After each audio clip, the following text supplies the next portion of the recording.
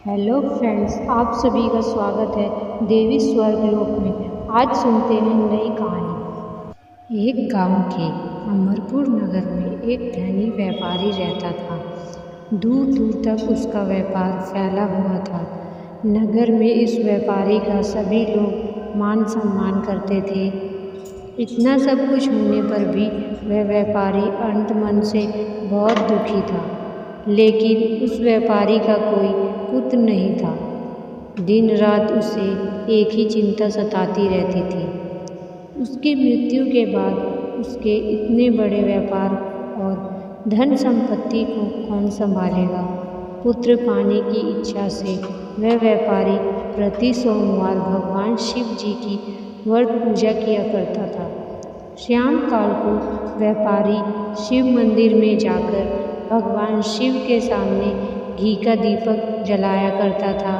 उस व्यापारी की भक्ति देखकर एक दिन पार्वती जी ने भगवान शिव से कहा, हे प्राणनाथ, यह व्यापारी आपका सच्चा भक्त है। कितने दिनों से यह सोमवार का व्रत और पूजा नियमित कर रहा है। भगवान आप इस व्यापारी की मनोकामना अवश्य पूर्ण करें। भगवान शिव ने मुस्कुराते हुए कहा, हे पार्वती, इस संसार में सबको उसके कर्म के अनुसार फल की प्राप्ति होती है। प्राणी जैसा कर्म करते हैं उन्हें वैसा ही फल प्राप्त होता है। इसके बावजूद पार्वती जी नहीं मानी। उन्होंने आग्रह करते हुए कहा, नहीं प्राणनाथ, आपको इस व्यापारी की इच्छा पूरी करनी ही होगी। यह आपका अनन्य भक्त है। प्रति सोमवार आपका विधिवत व्रत रखता है और पूजा अर्चना के बाद आपको भोग लगाकर एक समय भोजन ग्रहण करता है। आपको इसे पुत्र प्राप्ति का वरदान देना ही होगा। पार्वती का इतना आग्रह देखकर भगवान शिव ने कहा, तुम्हारे आग्रह पर मैं इस व्यापारी को पुत्र प्राप्ति का वरदान देता हूँ, लेकिन इसका पुत्र 16 वर्ष से अधिक जीवित नहीं रहेगा। उसी रात भगवान शिव ने स्वप्न में उस व्यापारी को दर्शन देकर उसे पुत्र प्राप्ति का वरदान दिया और उसके पुत्र के 16 वर्ष तक जीवित रहने की बात भी बताई। भगवान के वरदान से व्यापारी को खुशी तो हुई, लेकिन पुत्र की अल्पायु की चिंता ने खुशी को नष्ट कर दिया। व्यापारी पहले की तरह सोमवार का विधिवत व्रत करता रहा। कुछ महीने पश्चात उसके घर अति सुंदर पुत्र उत्पन्न हुआ। पुत्र जन्म से व्यापारी के घर में खुशियाँ भर गई। बहुत धूमधाम से पुत्र जन्म का समारोह मनाया गया। व्यापारी को पुत्र जन्म की अधिक खुशी नहीं हुई, क्योंकि उसे पुत्र की अल्प आयु का रहस्य पता था। यह रहस्य घर में किसी को नहीं मालूम था।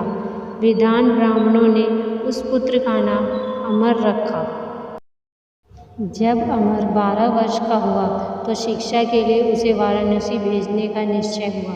व्यापारी ने अमर के मामा दीपचंद को बुलाया और कहा कि अमर को शिक्षा प्राप्त करने के लिए वाराणसी छोड़ आओ। अमर अपने मामा के साथ शिक्षा प्राप्त करने के लिए चल दिया। रास्ते में जहाँ भी अमर और दीपचंद रात्रि विश्राम के लिए ठहरते वहीं यज्ञ करते और ब्राह्मणों को भोजन कराते थे।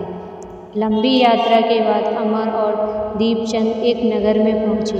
उस नगर के राजा की कन्या के विवाह की खुशी में पूरे नगर को सजाया गया था।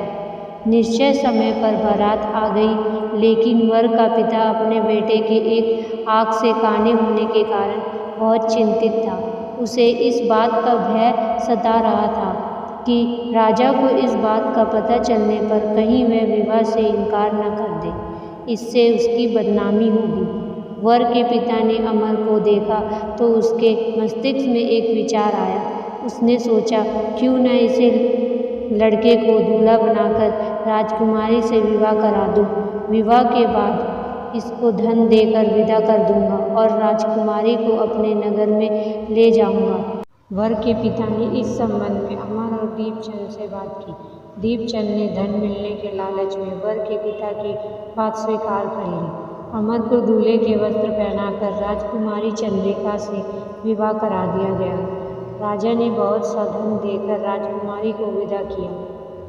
अमर जब लौट रहा था तो सच नहीं छिपा सका और उसने राजकुमारी की ओढ़नी पर लिख दिया, राजकुमारी चंद्रिका, तुम्हारा विवाह तो मेरे साथ हुआ था। मैं तो वाराणसी में शिक्षा प्राप्त करने जा रहा हूँ। अब तुम्हें इस नवयुग की पत्नी बनना पड़ेगा। वह कान्हा है। जब राजकुमारी ने अपनी ओढ़नी पर लिखा हुआ पढ़ा तो उसने काने लड़के के साथ जाने से इनकार कर दिया। राजा ने सब बातें जानकर राजकुमारी को महल में रख लिया। उधर अमर अपने मामा दीपचंद के साथ वाराणसी पहुंच गया। अमर ने गुरुकुल में पढ़ना शुरू कर दिया। जब अमर की आयु 16 वर्ष की हुई तो उसने एक यज्ञ किया। यज्ञ की समाप्ति में ब्राह्मणों की भोजन कराया और खूब अन्न वस्त्र दान किया। रात को अमर अपने शयन कक्ष में सो गया। शिव के वरदान के अनुसार शयनावस्था में ही अमर के प्राण पैखुर उड़ गए। सूर्योदय पर मामा अमर को मृत देखकर रोने पीटने लगा।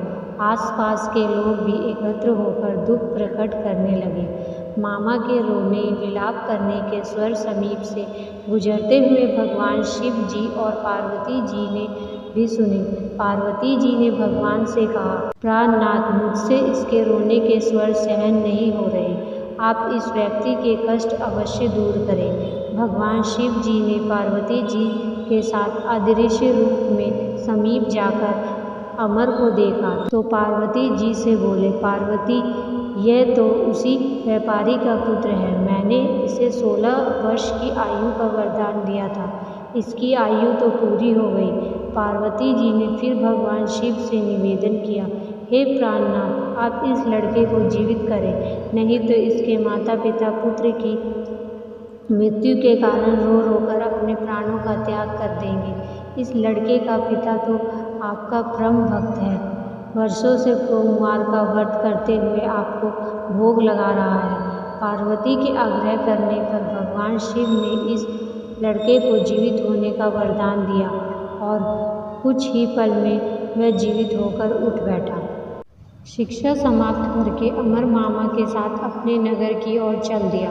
दोनों चलते हुए उसी नगर में पहुँचे जहाँ अमर का विवाह हुआ था।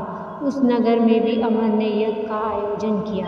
समीप से गुजरते हुए नगर के राजा ने यज्ञ का आयोजन देखा। राजा ने अमर को तुरंत पहचान लिया। यज्ञ समाप्त होने पर राजा अमर और उसके मामा को महल में ले गया और कुछ दिन उन्हें महल में रखकर बहुत सा धन वस्त्र देकर राजकुमारी के साथ विदा किया। रास्ते में सुरक्षा के लिए राजा ने बहुत से सैनिकों को भी साथ भेजा। दीपचंद ने नगर में पहुंचते ही एक दूत को घर भेजकर अपने आगमन की सूचना भेजी। अपने बेटे अमर के जीवित वापस लौटने की सूचना से व्यापारी बहुत प्रसन्न हुआ। व्यापारी ने अपनी पत्नी के साथ स्वयं को एक कमरे में बंद रखा था।